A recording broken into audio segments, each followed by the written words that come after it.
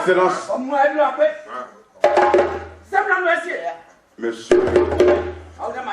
le conseiller militaire de Côte d'Ivoire à Paris,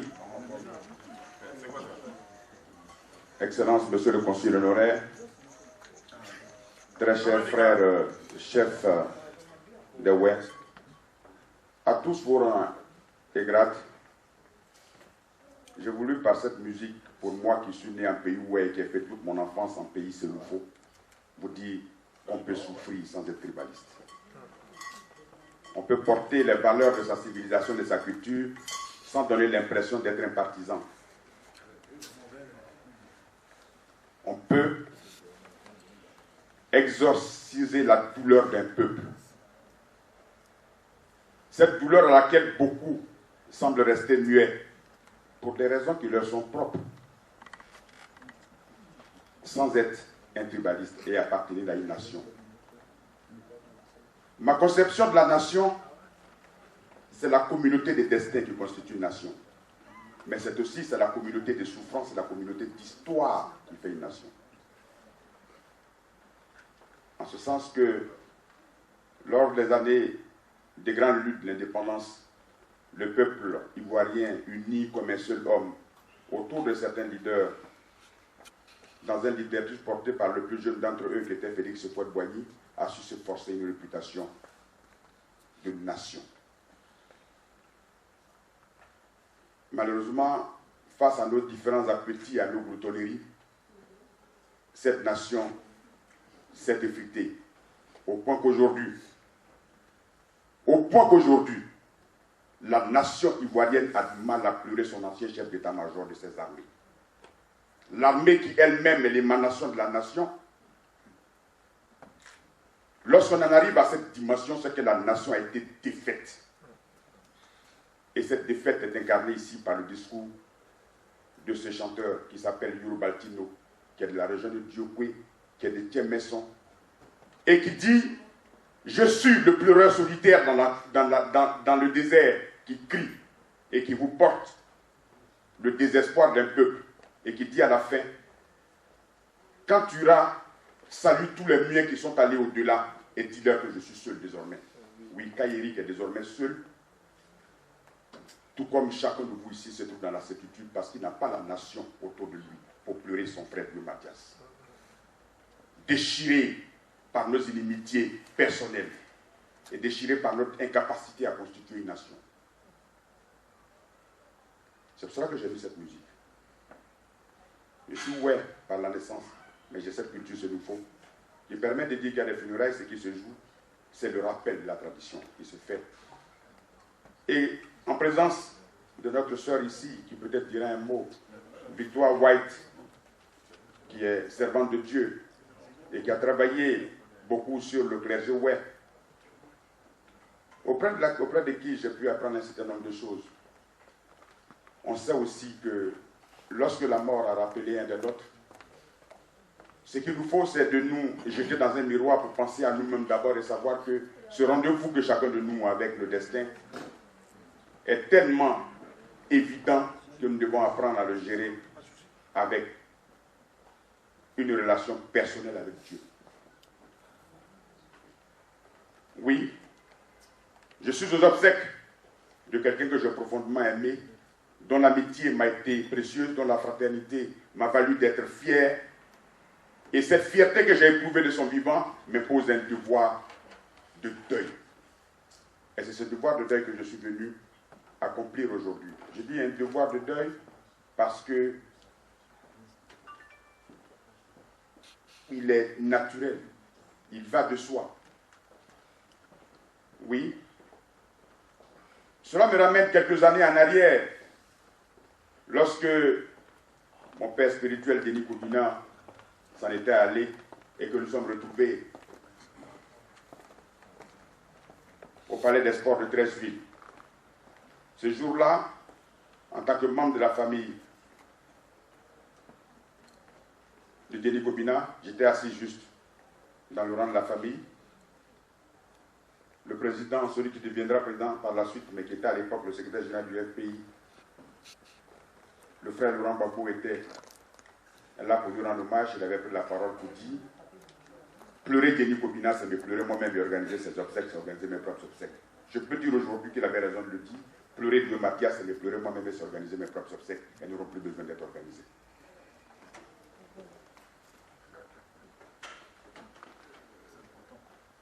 Vous savez, lorsque dans une communauté ou dans un peuple, l'on vient à justifier sa présence à ses funérailles, ou que l'on veut saboter des funérailles, c'est que ce peuple a été défait.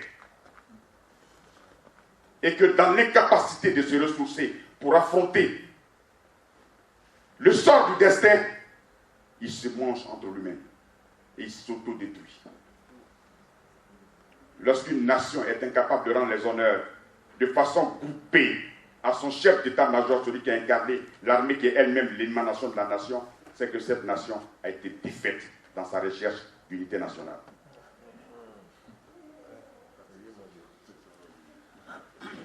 Et c'est une situation qui doit interpeller chacun de nous. D'où est parti, reposera en paix, certainement. Et seul son Dieu lui demandera des comptes par rapport à ce qu'il a fait. Et je ne suis même pas sûr, pour moi, qui ai été l'un des proches collaborateurs de Laurent Gbagbo, que de sa cellule de la rue où il se trouve aujourd'hui, il ne soit pas en train de pleurer Dieu Mathias plus que nous. Et pendant ce temps, nous qui nous disions l'aimer plus que les autres, nous nous profondons aujourd'hui en colibé et en prise de position pour montrer à quel point nous avons perdu nos racines. Parce que pour un Ouai, pour tout Africain, pour un Senoufo, pour un Abé, pour un Natier et pour un Ivoirien, la véritable réconciliation et l'oubli des fautes et des pardons se fait devant le cercueil.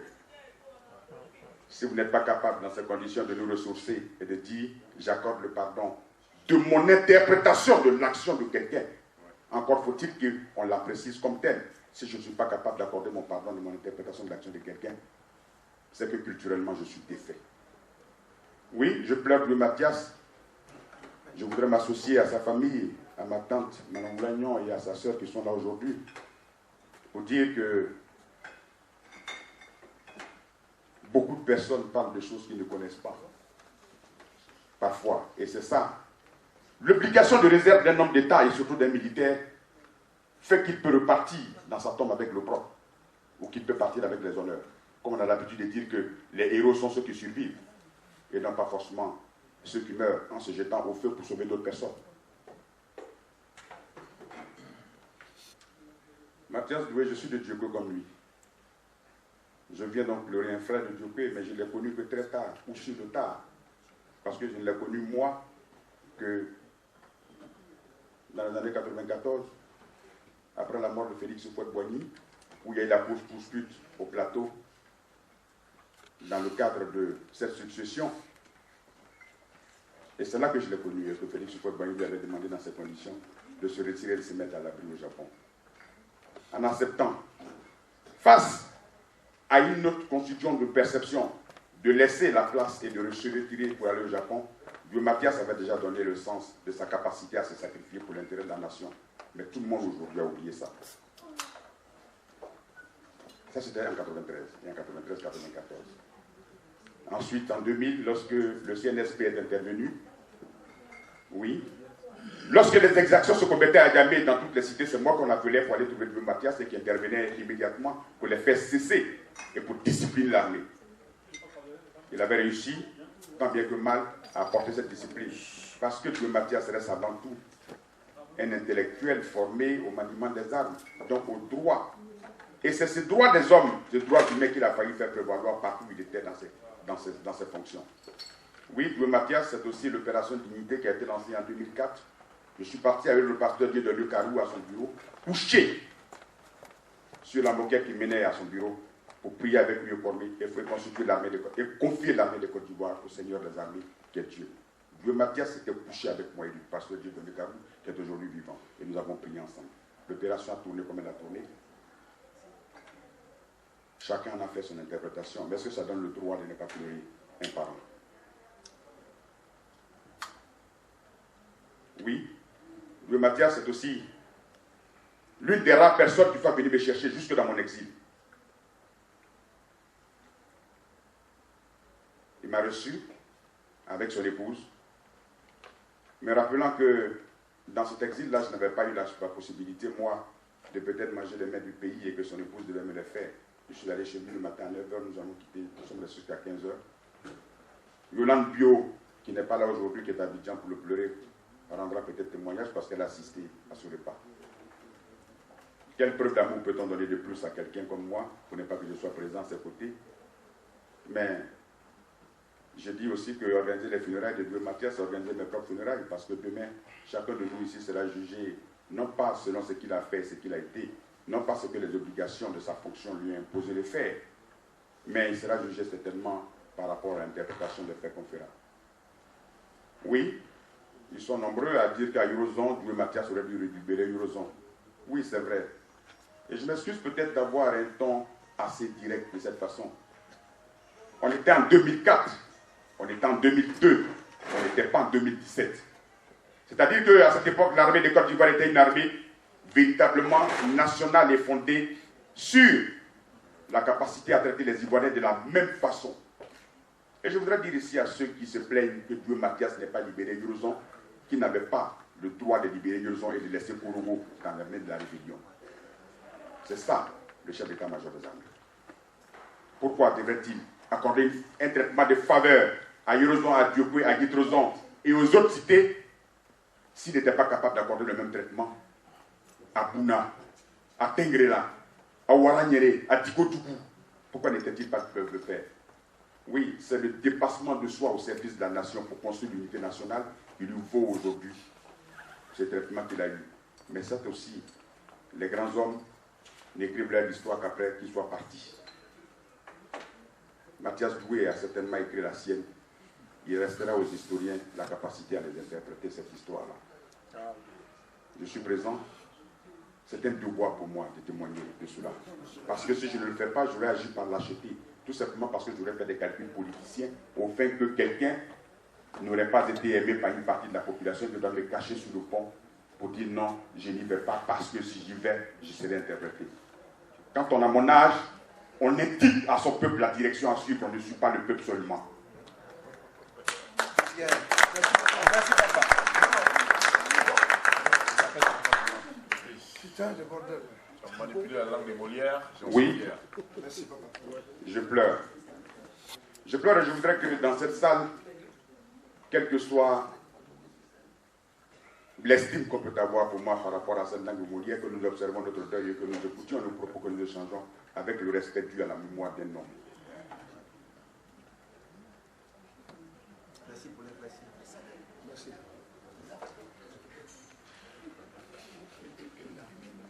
Oui, il était venu à ma rencontre, il m'appelait affectueusement Koudé. Chaque fois qu'il me voyait, c'était Koudé. Je préfère garder le souvenir de ce sourire, de ce terme dont il m'appelait, dont je ne connais même pas les raisons. Koudé. Pourquoi m'appelait-il Koudé? C'était le nom. Louis Mathias ne m'a jamais appelé de mon nom. Il m'appelait chaque fois Koudé.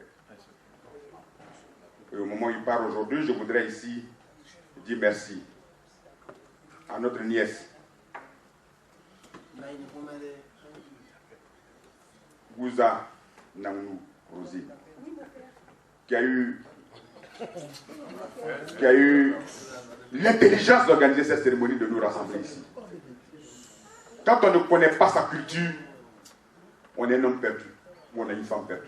Et je pense que c'est en bonne connaissance de sa culture qu'elle a organisé cette cérémonie pour nous rassembler ici aujourd'hui, pour rendre cet hommage, parce que la responsabilité des obsèques des noms incombe toujours à ses nièces. Et c'est l'occasion pour moi d'ouvrir une petite parenthèse culturelle, aussi bien sur le pays Sénoufo que sur le pays Oué. Les Oué pratiquent un faux matriarcat qui n'assume pas. C'est-à-dire que lorsque un homme meurt, on demandera aux enfants de sa sœur de venir s'occuper de son corps. Mais cela a une raison, pour les plus jeunes qui ne le savent pas. Dans l'Afrique ancienne, on pouvait être dans le coma et être considéré comme mort. Lorsque 4 jours après, on doit vous enterrer et que vous avez des biens à partager, que tous les biens ont été partagés dans le cadre de la famille paternelle, si par exemple, quelle que soit la contrée, que ce soit une contrée à Nice, au Nouveau, machin, vous vous réveillez au cimetière, les gens préfèrent peut-être vous achever pour ne pas avoir encore à rediscuter de ce qui s'est déjà passé. Mais le fils de votre sœur n'acceptera jamais qu'on fasse cela. Et c'est pour cela donc que la responsabilité leur incombe, parce que si leur oncle se réveille, ils vont le ramener au village. Pour moi qui suis installé à Guitrouson, quelquefois on ne sait pas, on pense que je suis de Guitrouson. Je ne suis pas de Guitrouson, c'est ma grand-mère qui est de Guitrouson. Je suis moi-même de Fangolo. Mais je suis à Guitrouson parce que c'est le plus facile à vivre en pays ouest. Vous allez chez vos parents maternels, vous avez droit à tous les privilèges. Vous êtes un enfant gâté, sauf que vous n'avez pas le droit de discuter le pouvoir politique. Et c'est ce que j'ai fait à Guitrouson. Je ne suis ni chef de village, je ne participe à aucune activité de masse, je ne participe à rien. Sinon, comment voulez-vous que, à l'orée de Dieu, qu'on puisse donner à quelqu'un une telle grande parcelle de terre? Je ne l'aurais jamais eu à Fangolo, puisque j'aurais eu des concurrents et des compétiteurs. Mais je suis chez ma grand-mère maternelle et on me donne tout ce que je veux. Merci donc, ma fille, d'avoir organisé cela. Merci à Santi Oulagnon qui est là et qui vraiment, malgré toutes les difficultés qui sont les siennes, à son âge, on n'a pas toujours toute la faculté de sa santé et qui vient nous encadrer et nous entourer. Merci à la sœur de Mathias qui m'a rappelé aussi les souvenirs que nous avons vécus ensemble. Et je voudrais leur dire que l'épreuve de la vie, ce n'est pas ce que l'on vit dans le présent ou ce que l'on a vécu dans le passé. C'est ce que l'on est capable de projeter, c'est ce que l'histoire est capable de corriger, de rectifier. Je suis venu apporter ma part de témoignage pour que la vérité soit rectifiée. Pas parce que j'ai la vérité, mais j'ai apporté ma part à ce petit témoignage-là pour dire à mon frère Mathias qu'il part et qu'il avait 11 ans de plus que moi, mais il m'avait traité vraiment comme un frère de la même génération que lui. Je n'oublierai jamais cela. Et dire vraiment que, ouais, c'est une douleur pour tout un peuple. Mais interpeller ce peuple, qu'il soit le peuple oué, le peuple Sénoufo, l'ensemble du peuple de Côte d'Ivoire, à dire que ce que nous vivons aujourd'hui et ces petits accrochages, ces petites malcompréhensions sont la preuve de notre échec à vivre sur une parcelle des nations et qu'il est bon grand temps peut-être de nous regarder et de les corriger. Excellence, merci pour votre présence. Tout à l'heure, je vous ai chahuté, je dis que vous m'aviez accueilli, on s'est rencontrés 2 fois ici. Malheureusement, je n'ai pas le droit de visite chez vous à l'ambassade, sinon je serais parti vous saluer. Le droit est jamais. Non. Non, parce que mon statut ne me permet pas d'aller à mon ambassade. Ça, c'est aussi la réalité de la Côte d'Ivoire. Vous voyez bien. Voilà, c'est ça le droit international, mais c'est la réalité de la Côte d'Ivoire par rapport au droit international. Merci beaucoup. Ça, c'est hors micro, hein, mes amis.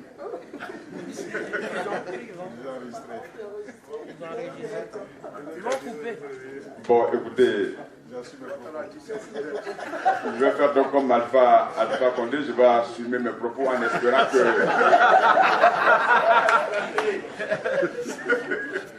en espérant que ceux dans les oreilles desquels les propos tomberont ne me feront pas de représailles et qui ne soient pas à la proportion de ce que je souffre déjà. Je souffre déjà suffisamment pour qu'on puisse m'en imposer d'autres choses. Mais je pense qu'il n'y a pas... Ça peut peut-être détendre cette atmosphère. Ça aussi, c'est le propre de la culture web. On appelle ça chez nous bailou. C'est-à-dire que lorsque vous êtes dans un événement aussi malheureux, il faut toujours apporter un peu de gaieté à ce moment-là. C'est pour ça que j'essaie de retomber sur cette chute-là pour ne pas que nous soyons sur une note de grande tristesse, parce que Mathias Louis était quand même quelqu'un qui était d'une grande élégance intellectuelle et d'une grande élégance physique. Et je souhaiterais que nous soyons moralement capables de faire preuve d'une hygiène intellectuelle à ces obsèques. Que Dieu vous bénisse.